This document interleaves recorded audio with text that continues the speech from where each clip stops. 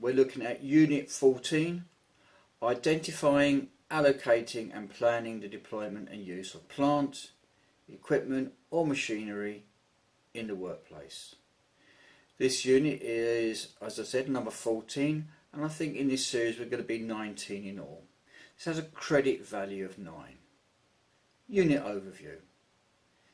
What's this unit all about? It's all about managing and planning the resources for plant operations and the safe use of equipment on a construction site.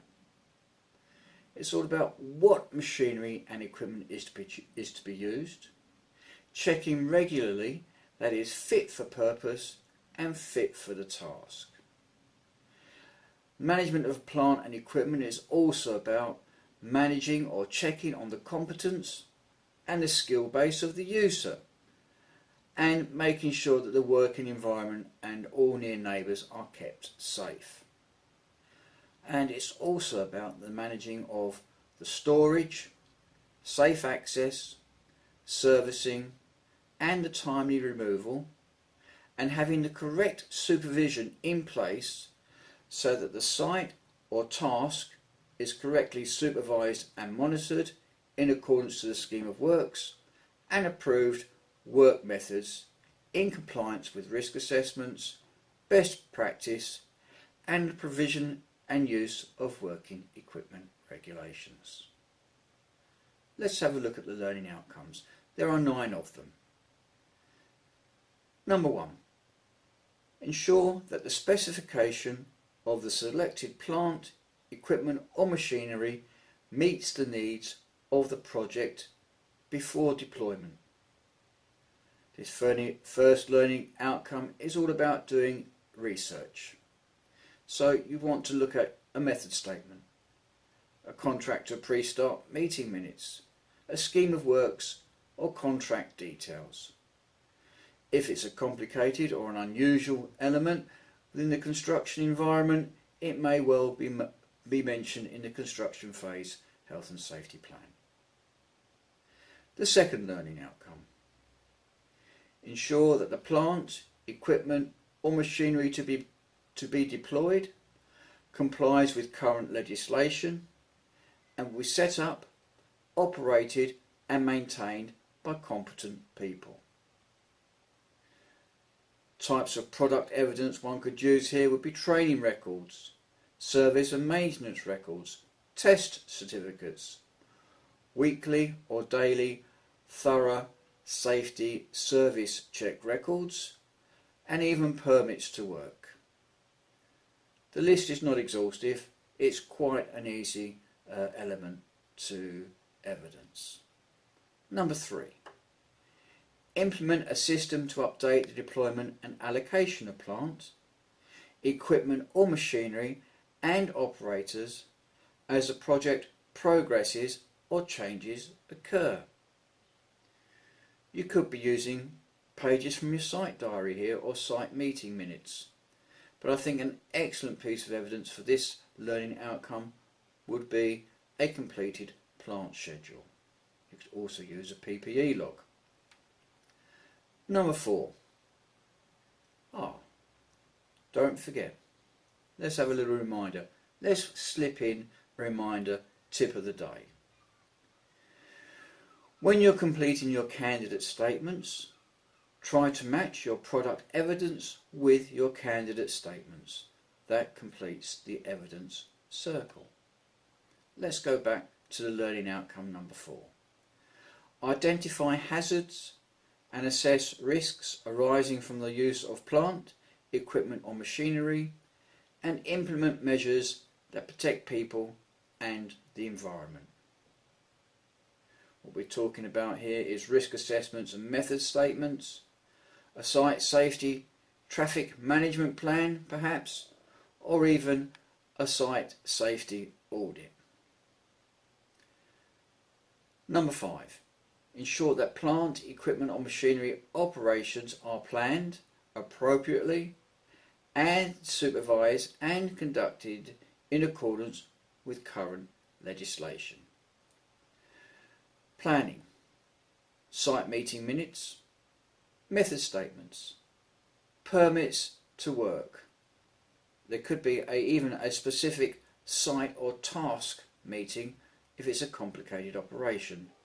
And also you can refer to induction records where you would check the credentials of your plant operators.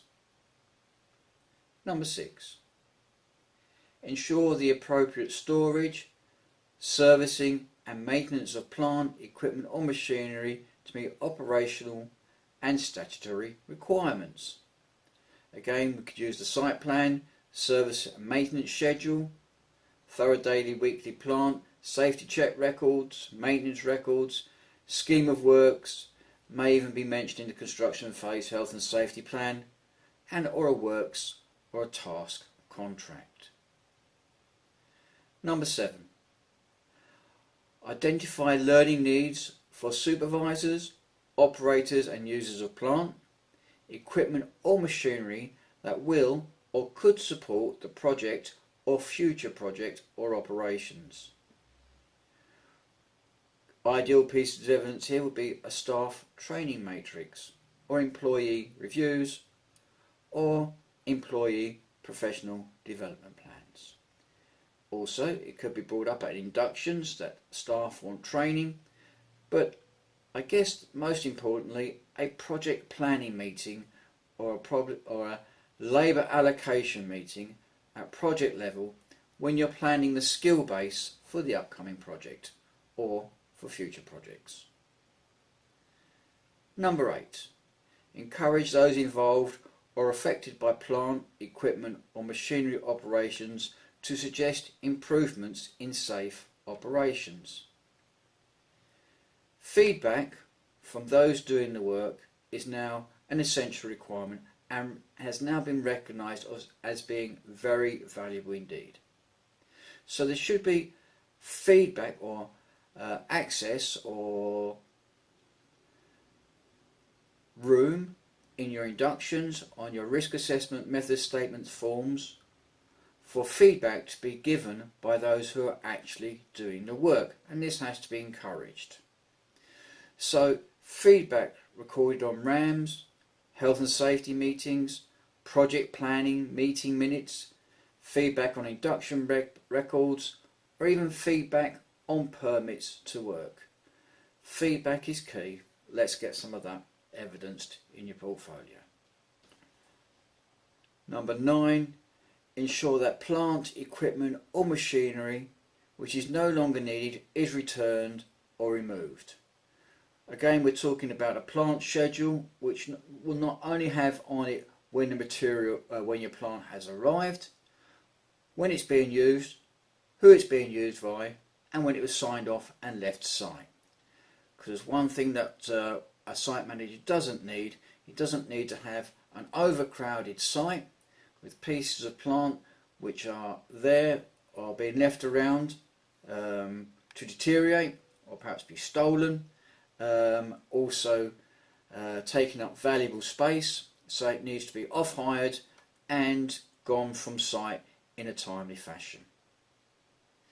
So as you can see with this unit, which is identifying, allocating and planning the deployment and use of plant, equipment or machinery in the workplace, what we're really speaking about here is the management records, and I've mentioned plenty of those. Choose wisely. 3 or 4 pieces for this unit will suffice. For your candidate statements, listen very carefully to the audio podcasts in this series. Give yourself and your studies the respect and the time they deserve. Don't rush and don't try to take this on when you're tired.